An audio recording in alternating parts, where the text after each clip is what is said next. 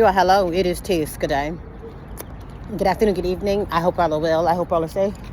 Excuse the background noise and excuse the appearance. I'm a little, a little dry. I just jumped on camera.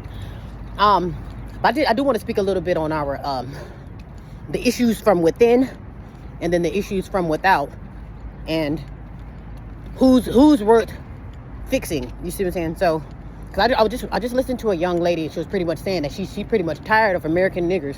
But she didn't say American niggers. I don't know. I grew up in America. Forgive me. Basically, she's tired of the American Negroes because they're so negative and they come with toxicity, and that is very true. But I'm thinking the issues that I have with quote unquote black on black problems, like, okay, because I'm an American Negro, and I can go on for probably a million years of what's wrong with the niggas, but I'm not gonna say y'all niggas ain't shit, where's Biden, or y'all niggas ain't shit, where's Mulan? You know what I'm saying? I'm not going to say F the niggas and I'm going to run to other nations as if they're going to salvage me. You see what I'm saying? So that's why I'm saying you got to identify the elephant in the room. And basically, we both are the problem. You ain't safe here and you ain't safe there. That's the short and sweet of it. But we can't say I'm going to remove myself from the blender and then jump into the frying pan. Or I'm going to remove myself from the frying pan just to jump into the blender. You see what I'm saying? There needs to be a resolution. If I can't fool with none of y'all, or if ain't none of y'all shit, then you all must be eliminated. That's why I say when it comes to us, I have no problem taking out self too, because if I'm the problem, then I obviously need to be eliminated, because clearly I am not salvaging nor productive in any way, shape, or form. So with me, yes, I have complaints, and do I have some, I don't know if I have any praises, you see what I'm saying? Because it's been a while, I'm like, oh my gosh. Now, every blue moon I get some footage of, young men and women. Oh, we graduated. A bunch of young men or a bunch of young women graduated as engineers, or a bunch of young women built this, or here's his car, here's that. Then that's perfectly fine. But I'm thinking the problem is that staying with you? You see what I'm saying? Are you going to hand it over to massa? And a lot of people go, well, I can do what I want to do with my money or with my riches. Yes, you can, but if it's not going to represent your legacy, if you're going to do all the work and they reap the benefits, then we are still slaves, is what I'm saying. We are still bound to slavery. I can't say I have arrived and I got my money phone, but then I'm going to hand it to Biden when I go to hang up the phone. You see what I'm saying? Is that wealth going to me, my children, or my children's children? No. We're going to get the negative part of it. That's why we are mostly toxic, because we only get the scraps. I don't even think we get the bones anymore. We literally get the garbage of everything. Anything we do right, we still got to hand it over to massa. Or at least got to say, hey, well, they gave me a chance. Or I got a pink wife or a pink husband. Just like we don't hold on to none of our riches. We either allow it to get stolen, we allow it to get infiltrated out of our hands, or we just hand it over. Because y'all niggas ain't shit. Right now, we are a part of the losing team. That's why everyone despises the Negro, because we are the gift and the curse. We are heaven and hell.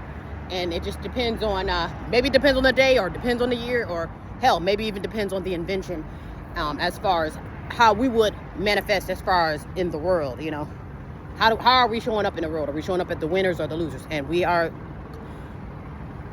the short and sweet of it, for us to be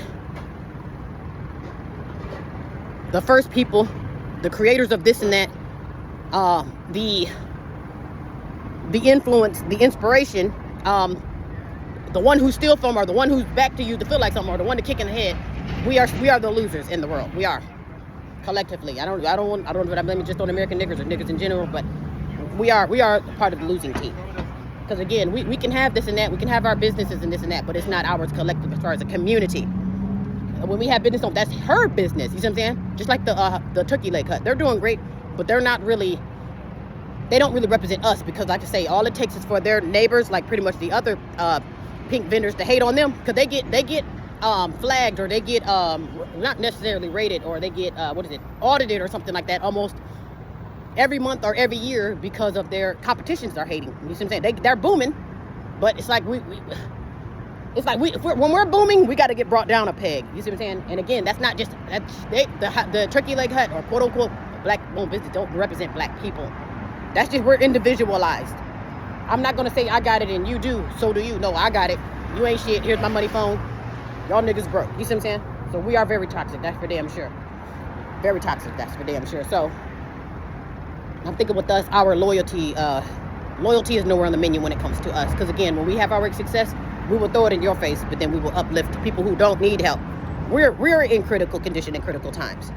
But again, I won't ask you if you need something. I will go to someone who's already established to feed them, to give them my money. You see what I'm saying? I want to uplift the Asian community or the peak people. They don't need our help. Even the Mexican, they don't need our help. They're good. They can set up their vendors. They can set up shop on the side of the sidewalk, clogging up traffic. You cannot do that. You see what I'm saying? So how do we get the gumption to uplift other people when we're literally, I don't even think we're on life support at this point. We're literally in trouble.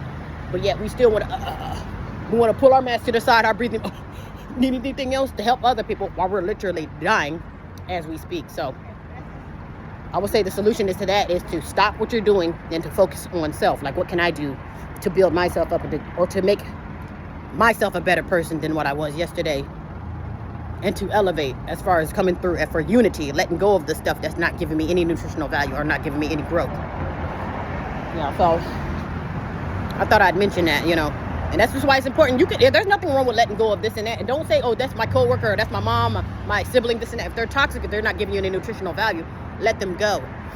And I'm not saying that you can't do business with other nations, because sometimes that is where your salvation is going to come from. Hell, even if they're just handing you back the keys. Okay, this is me just simply, taking my foot off your neck, or simply giving you the stepping stone, or simply just getting out of the way. So I'm not saying that they can't help, but just don't allow them to make or break you. And then also, when you're successful, here you go, as if you're obligated to give away your power. You've been doing it for centuries, so you're not obligated to do nothing. Anyway, all right, be well and be safe.